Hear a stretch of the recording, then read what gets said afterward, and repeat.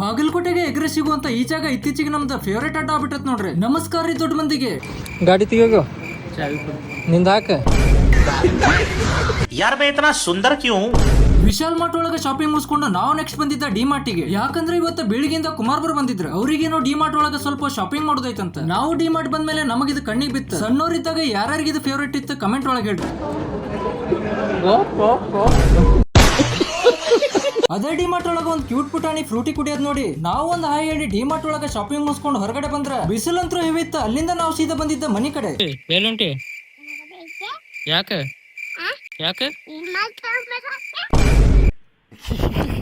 Afternoon ಆದ್ಮೇಲೆ ನಮಗೊಂದು promotion shoot ಬರ್ತೈತಿ.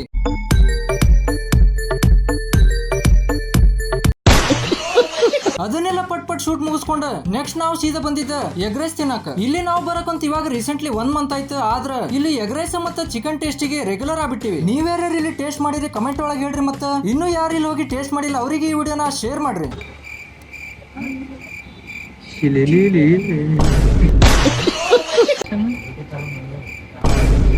ಇದೆ